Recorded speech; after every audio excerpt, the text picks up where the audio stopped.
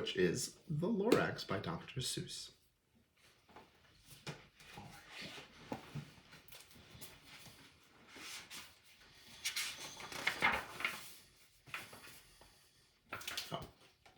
The Lorax by Dr. Seuss.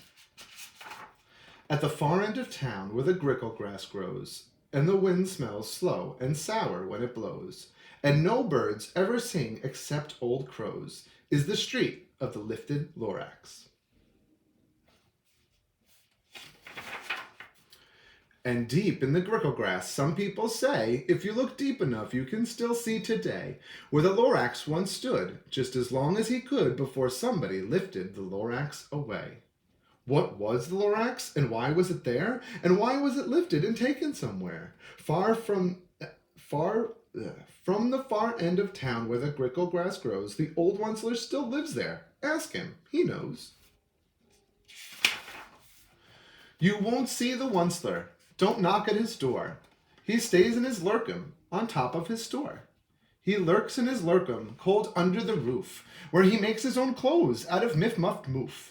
And on special dank midnights in August he peeks out of the shutters, and sometimes he speaks and tells how the Lorax was lifted away. He'll tell you, perhaps, if you're willing to pay.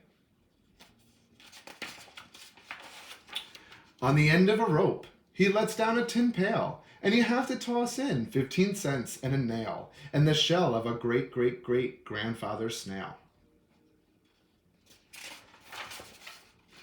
Then he pulls up the pail and makes a most careful count to see if you've paid him the proper amount.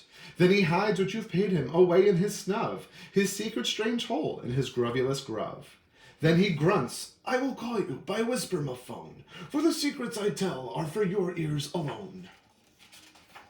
Slup, down slups the whisper-ma-phone to your ear, and the old Onceler's whispers are not very clear, since they have to come down through a sniggly hose, and he sounds as if he has small bees up his nose.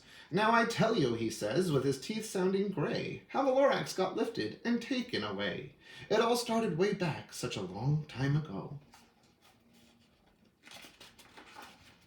Way back in the days when the grass was still green, and the pond was still wet, and the clouds were still clean, and the song of the swami swans rang out in space, one morning I came to this glorious place. And I first saw these trees, these truffula trees, the bright-colored troughs on the truffula trees, mile after mile in the fresh morning breeze. Under the trees I saw brown barbaloots, frisking about in their barbaloot suits, as they played in the shade and ate truffula fruits. From the ripulous pond came the comfortable sound of the humming fish humming while splashing around. But those trees, those truffula trees, all my life I've been searching for trees such as these. The touch of their troughs was much softer than silk, and they had the sweet smell of fresh butterfly milk. I felt a great leaping of joy in my heart. I knew just what I'd do. I unloaded my cart. And in no time at all, I had built a small shop. Then I chopped down a truffula tree with one chop. And with a great skillful skill and great speedy speed, I took the soft tuft and I knitted a thneed.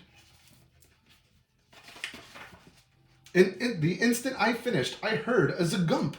I looked and saw something pop out of the stump of the tree I chopped down. It was some sort of man. Describe him, that's hard. I don't know if I can. He was shortish and oldish and brownish and mossy, and he spoke with a voice that was sharpish and bossy. Mister, he said with a sawdusty sneeze, I'm the Lorax. I speak for the trees. I speak for the trees have no tongues, and I'm asking you, sir, at the top of my lungs. He was very upset as he shouted and puffed. What is that thing that you've made out of my truffula tuft?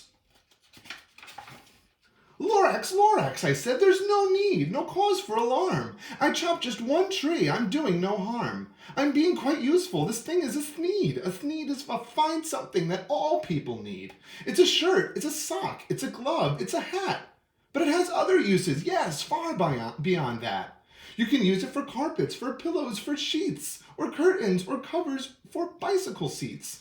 The Lorax said, "Sir, you are crazy with greed. There is no one on earth who would buy that full thneed." But the very next minute I proved he was wrong, for just at that moment a chap came along and thought that thneed I had knitted was great, and he happily bought it for $3.98. I laughed at the Lorax. "You poor silly guy, you never can tell what some people will buy." "I repeat," cried the Lorax, "I speak for the trees." "I'm busy," I told him. "Shh, quiet if you please." I rushed across the room, and in no time at all, I built a radio phone and put in a quick call. I called all my brothers and uncles and aunts, and I said, "Listen here, here's a wonderful chance for the whole Onceler family to get mighty rich. Get over here fast, take the road to North Nitch. Turn left at Weehawken, sharp right at South Stitch." And in no time at all, the factory I had built, the whole Onceler family was working full tilt. We were all knitting thneeds, just as busy as bees, to the sound of the chopping of truffula trees. Then, oh baby, oh, how my business did grow. Now chopping one tree at one time was too slow. So I quickly invented my super axe hacker, which whacked off 4 truffula trees at one smacker. We were making thneeds 4 times as fast as before, and that Lorax, he didn't show up anymore. But the next week he knocked at my new office door. He snapped, "I'm the Lorax who speaks for the trees, which you seem to be chopping as fast as you please. But I'm also in charge of the brown barbaloots, who played in the shade in their barbaloot suits, and happily lived eating truffula fruits. Now, thanks to your hacking my trees to the ground, there's not enough truffula fruits to go round, and my poor barbaloots are all getting the crummies because they have gas and no food in their tummies. They loved living here, but I can't let them stay. They'll have to find food. I hope that they may. Good luck, boys," he cried, and sent them away. I, the Onceler, felt sad and watched them all go. But business is business, and business must grow, regardless of crummies in tummies, you know. I meant no harm, I truly did not. But I had to grow bigger, so bigger I got. I biggered my factory, I biggered my roads, I biggered my wagons, I biggered the loads.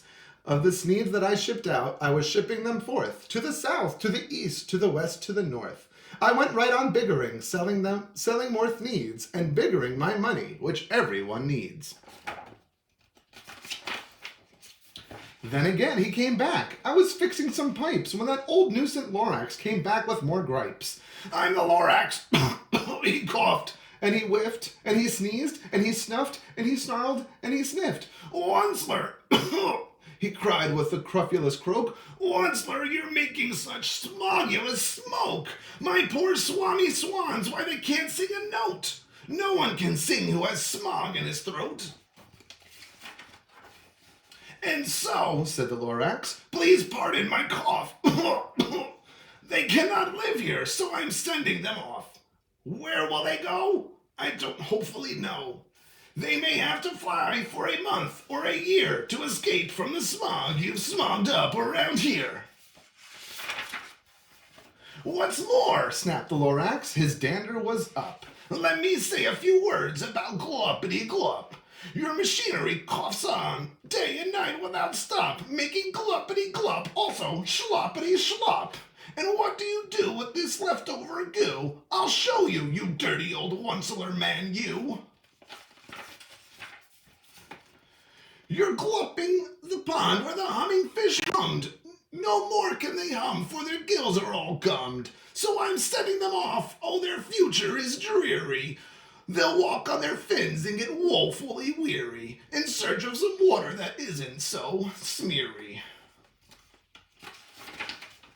And then I got mad. I got terribly mad. I yelled at the Lorax, "Now listen here, Dad. All you do is yap yap, say bad, bad, bad, bad. Well, I have my rights, sir, and I'm telling you, I intend to go on doing just what I do. And for your information, you Lorax, I am biggering on biggering and biggering and biggering and biggering. turning more truffula trees into thneege, which everyone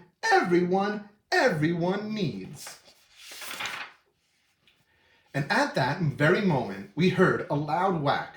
From outside in the field came a sickening smack of an axe on a tree. Then we heard the tree fall, the very last truffula tree of them all.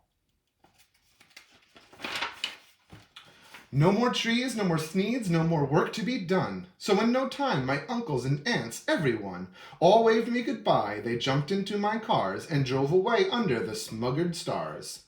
Now all that was left neath the bad-smelling sky was my big empty factory, the Lorax, and I. The Lorax said nothing, just gave me a glance, just gave me a very sad backward glance.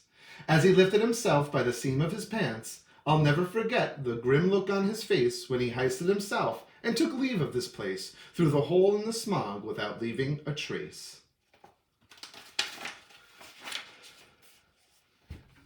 And all the Lorax left here in this mess was a small pile of rocks with one word, unless. Whatever that meant, well, I just couldn't guess. That was long, long ago, but each day since that day I've sat here and worried away. Through the years while my buildings have fallen apart, I've worried about with all my heart. But now, says the onceler, now that you're here, the word of the Lorax seems perfectly clear. Unless someone like you cares an awful lot, nothing is going to get better. It's not. So, catch, calls the onceler. He let something fall. It's a truffula seed, the last one of all. You're in charge of the last truffula seeds, and truffula trees are what everyone needs. Plant a new truffula, treat it with care, give it clean water, and feed it fresh air. Grow a forest, protect it from the axes that hack. Then the Lorax and all of his friends may come back. The end. Thank you so much for listening to my story, and have a great day. Bye now.